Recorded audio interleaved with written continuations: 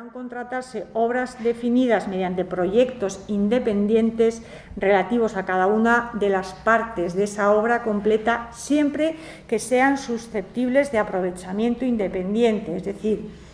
lo que se trata de evitar con esto es la construcción por fases, pero lo que sí que se permite es que si dentro de un proyecto hay, digamos, obras que son perfectamente individualizadas con una sustantividad propia, que se puedan ir desarrollando en distintas fases, por decirlo de alguna forma, de tal forma que, como digo, siempre la necesidad de que sean utilizables de forma independiente respecto de la obra en su conjunto. En cuanto al contrato de concesión de obra pública, en su definición,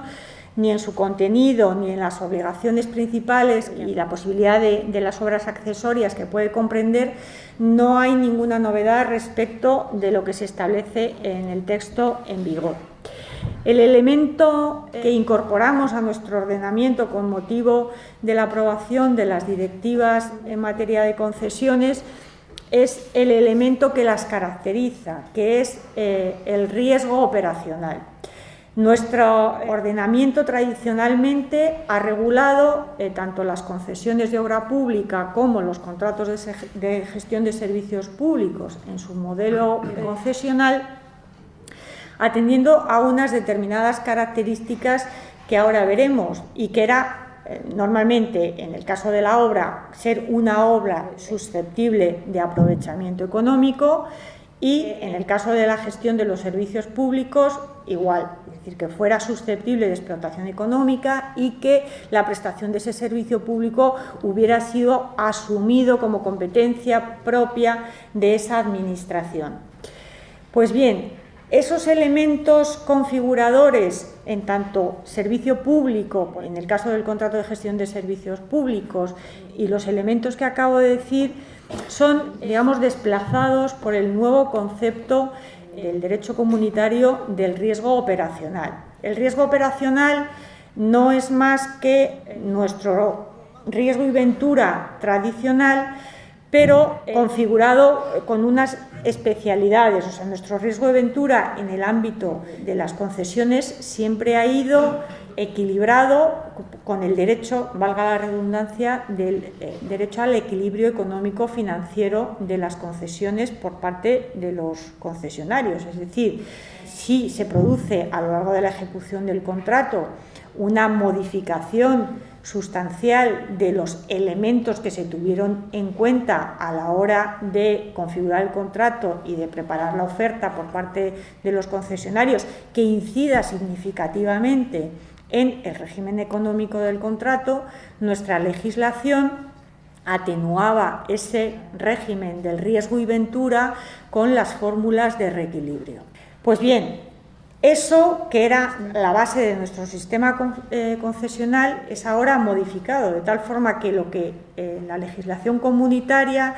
define exclusivamente los modelos concesionales sobre la base que haya una transmisión de ese riesgo operacional a los, en este caso a los concesionarios, a los empresarios que van a realizar la obra o a prestar el servicio. Esa transferencia del riesgo operacional, que ahora veremos un poquito más su alcance, por tanto, es la que va a definir tanto el contrato de concesión de obra como el contrato de concesión de servicios. Muy importante y trascendental es lo que implica de cara a la concesión de servicios, porque nos vamos a encontrar ahora cómo nos descuadran un poco nuestras categorías contractuales con arreglo a lo que ha sido nuestra tradición jurídica. Copiado de la directiva, el artículo 14, en iguales términos redactado, el artículo que regula el contrato de concesión de servicios, dice claramente que el derecho de explotación a las obras debe implicar la transferencia al concesionario de un riesgo operacional en la explotación de dichas obras, que debe abarcar el riesgo de demanda y el de suministros o ambos. Es decir, el concesionario de la obra, por ejemplo, en el caso de una autopista, va a ser responsable de haber hecho una estimación de tráfico en su estudio económico-financiero que, bueno, pues que se ajuste luego a lo que va a ser la realidad del uso de la obra. Y si se ha equivocado, pues al final es algo que le va a repercutir durante la gestión que dure el negocio jurídico. Luego dice, se considerará que el concesionario asume un riesgo operacional cuando no esté garantizado que en condiciones normales de funcionamiento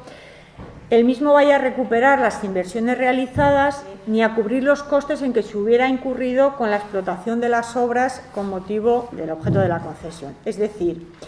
el contrato no puede garantizar ni que el concesionario se repercute íntegramente respecto de las inversiones que tiene que acometer para ejecutar la obra, ni tampoco de los costes de funcionamiento y de explotación que una vez que la obra esté construida y puesta en funcionamiento le pueda suponer. Esos dos elementos, como digo, van a ser muy importantes porque, como veremos en el contrato de concesión de servicios, para diferenciarlo del contrato de servicios, al final va a ser cómo de bien podamos definir en el pliego la transmisión de ese riesgo operacional. Y, por tanto, de que el contrato se pueda calificar o como concesión de servicios o como contrato de servicios, que, como ya advertís, las consecuencias pues son muy diferentes porque también sus regímenes jurídicos son muy diferentes. Y aclara finalmente la norma que se entenderá que existe esa exposición real a las incertidumbres del mercado, aquella que, voy a leerlo completo para no introducir confusión, la parte de los riesgos transferidos al concesionario debe suponer una exposición real a las incertidumbres del mercado que implique que cualquier pérdida potencial estimada que incurra el concesionario no es meramente nominal o desdeñable. Es decir, había dentro de la doctrina y dentro de los diversos modelos de colaboración público-privada que se han venido trabajando en el ámbito de la Unión Europea, pero también en el de los Estados miembros que han utilizado esta figura, el alcance de la transmisión de ese riesgo operacional al contratista, que puede ser total o parcial. Finalmente, las directivas han optado por una transmisión parcial de riesgo, si bien esa transmisión del riesgo lo que nos viene a decir en esta redacción es que tiene que ser de algún modo significativa, es decir, que no es posible que eso lo podamos repercutir con unas pérdidas minúsculas o que tengan poca significación dentro de lo que es la economía del contrato. Por tanto, como digo, esta es la cuestión clave. No es una transmisión total, es una transmisión parcial, pero tiene que ser una transmisión del riesgo significativa. Por centrarme ya en el contrato de servicios y las novedades con la concesión. Actualmente lo que nosotros tenemos es el contrato de servicios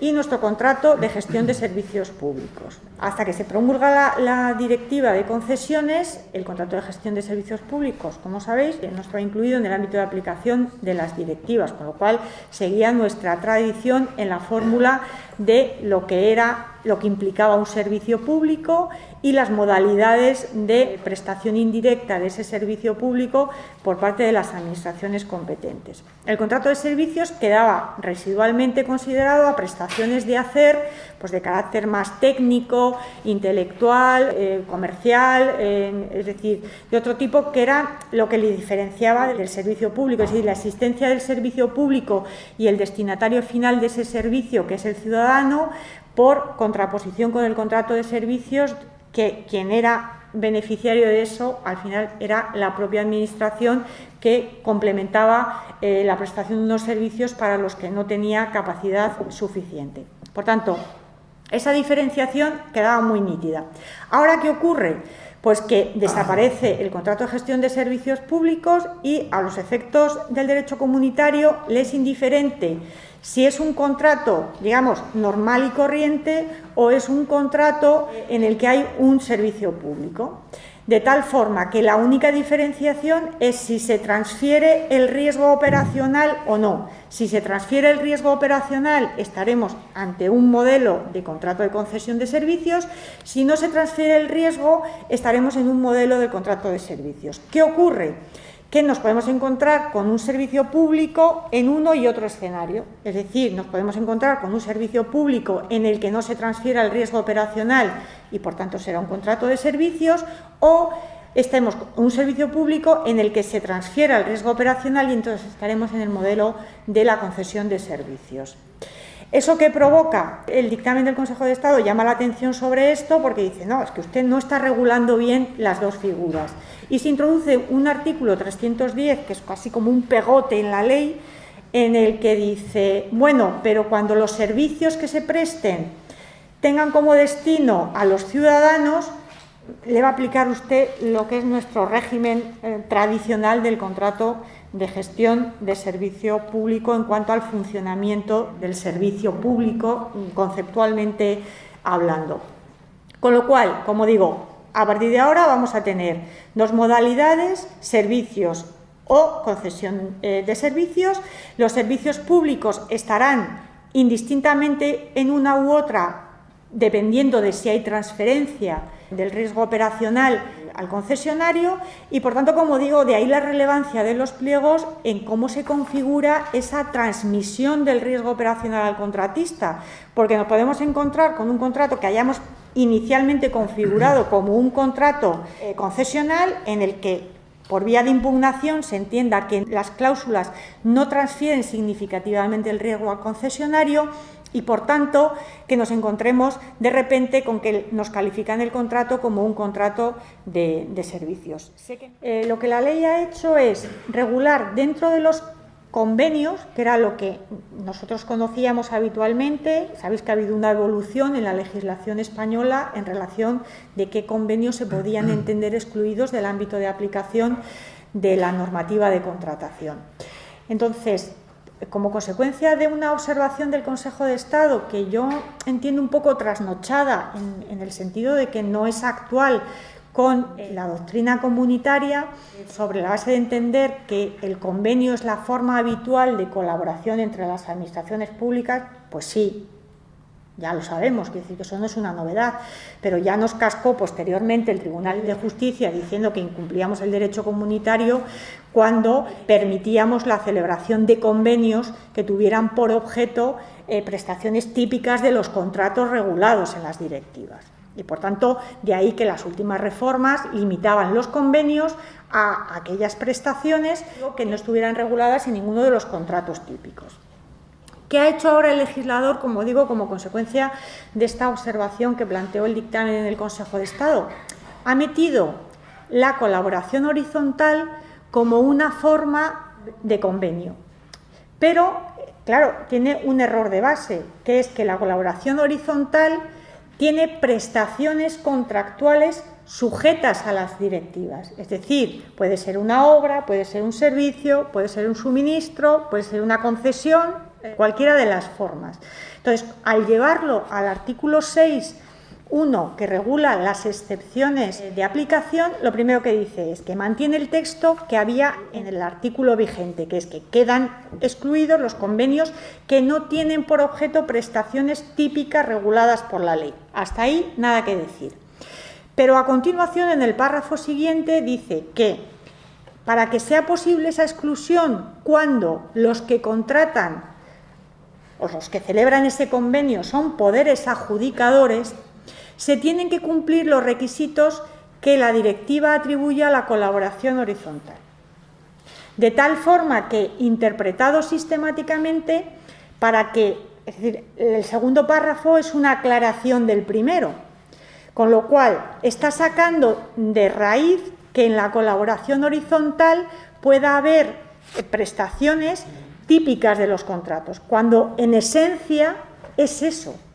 Es decir, que el Ayuntamiento de Málaga y el Ayuntamiento vecino convengan, por ejemplo, instrumentar una planta de tratamiento de residuos porque entre los dos van a llegar al volumen de residuos que esa planta necesita y que generen una colaboración, por ejemplo, institucionalizada, creando una sociedad entre los dos que sea la que gestione la construcción y el funcionamiento, por ejemplo, de una planta de tratamiento de residuos.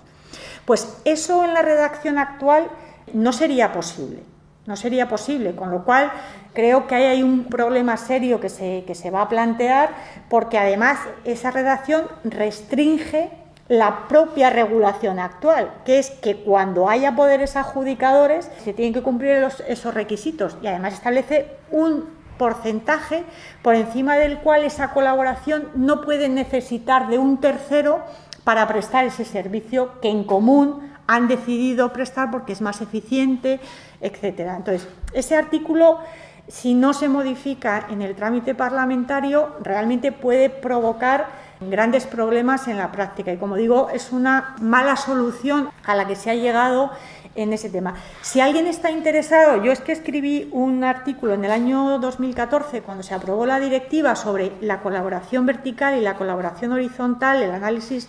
de la doctrina jurisprudencial del Tribunal de Justicia, que para el que pueda estar interesado está publicado en la revista de actualidad jurídica de Uría Menéndez en el número 36 de 2014. Y yo creo que queda muy claro ahí cuál es la configuración doctrinal de la figura y, como consecuencia de eso, el mal acogimiento que se está teniendo por parte del legislador interno de una cuestión que es bastante relevante.